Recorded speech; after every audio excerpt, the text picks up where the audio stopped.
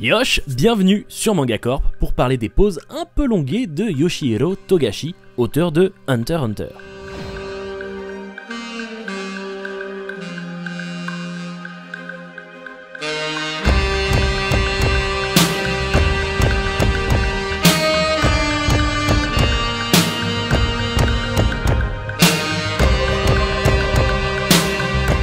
Tout d'abord, petit rappel sur l'auteur. Yoshihiro Togashi se voit publier sa première œuvre, Yu Yu Hakusho, par Kana de 1997 à 1999. Puis Kana commence à publier Hunter x Hunter en 2003, qui deviendra un des pionniers du shonen. Alors Hunter x Hunter c'est quoi?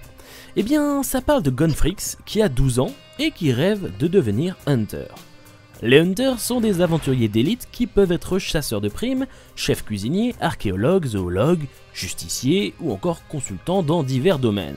Son père, Gonfrix, qu'il ne connaît pas directement, est considéré comme un des plus grands hunters de son temps. C'est aussi pour le retrouver que Gon veut devenir hunter. Cependant, l'examen de hunter, qui a lieu chaque année, est extrêmement difficile et périlleux. On dit qu'un candidat sur 10 000 arrive sur les lieux de l'épreuve et qu'un seul candidat tous les 3 ans devient hunter à sa première tentative. Durant les épreuves, il n'est pas rare d'être blessé, voire tué par des monstres, des pièges ou même d'autres concurrents. Pendant son périple pour devenir hunter, il rencontrera des camarades atypiques. Kurapika, le Uchiwa de Hunter x Hunter, Leolio, le médecin grande gueule, et Killua, le jeune assassin à la famille déjantée. Tout ça saupoudré d'ennemis très charismatiques, ni bons ni réellement mauvais, bref, un très bon shonen qui a su se démarquer. Du coup, si le manga est si populaire, pourquoi met-il autant de temps à être publié? Pourquoi toutes ces pauses? Au début je me suis demandé si l'auteur n'était pas un peu feignant et s'il en avait juste rien à foutre. Mais j'ai fait quelques recherches et il en ressort que ce mangaka se bat pour sa série et que pour une fois son éditeur a l'air de le suivre dans cette aventure sans le forcer à arrêter sa série plus tôt que prévu. N'est-ce pas yo? Après 10 tomes environ publiés en 10 ans, entrecoupés de plusieurs pauses, environ 6 ou 7, on apprend que l'auteur a de sérieux problèmes de dos, qui l'empêchent de travailler comme il le souhaite, d'où ses pauses à répétition. C'est seulement en 2014 qu'il prendra sa plus grande pause après avoir réalisé le tome 32. En effet, nous devrons attendre plus de 3 ans avant de voir le tome 33 arriver en France. L'impatience commence à se faire ressentir et ça se comprend, mais c'est nécessaire si l'auteur a besoin de repos. N'est-ce pas Oda? Seulement il repartira en pause une fois de plus, mais pour peu de temps. En effet, il annonce le tome 34 fin 2017 et le tome 35 allait suivre pour mi-2018.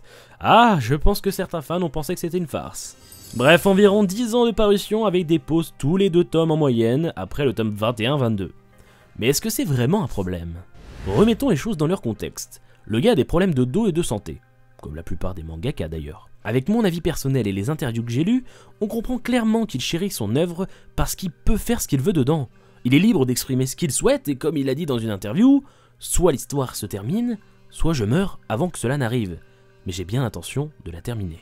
Avec ce propos, on ne peut pas dire que ce gars est feignant. Alors ok, il a l'air de se relâcher un peu sur la qualité des dessins, mais c'est son histoire qu'il veut transmettre avant tout. Puis pour les fans qui se plaignent de cette longue attente, premièrement, de ce que j'ai pu lire, il n'y a qu'une seule fois où nous avons dû attendre 3 ans et demi entre 2 tomes. Pour les autres fois, on avait environ 1 tome tous les ans, et avec un peu de recul, c'est déjà énorme. Si vous regardez la BD belge, vous devez savoir que la parution peut prendre 2 ans, voire plus pour seulement 70 pages environ. Un manga c'est environ 200 pages, donc soyez indulgents. Attendre un manga par an, c'est pas si terrible que ça, c'est juste qu'on est habitué à un manga bimensuel ou trimensuel. Enfin pour finir, je partage votre peur de ne jamais voir la fin. Gon ayant accompli sa quête principale de retrouver son père, aurait pu mettre fin à l'histoire. Mais Togashi voyait tellement plus de choses et d'aventures pour son manga, qu'il a décidé que ce moment ne marquerait pas la fin de son histoire, mais l'ouverture à un monde très vaste. Le manga a encore quelques années devant lui, alors donnons-lui du courage. Oui, courage à toi Togashi. Si vous avez d'autres infos ou que vous avez simplement envie de parler de l'œuvre, n'hésitez pas, l'espace commentaire est fait pour ça. En tout cas, je vous dis à bientôt pour une prochaine vidéo sur Manga Corp.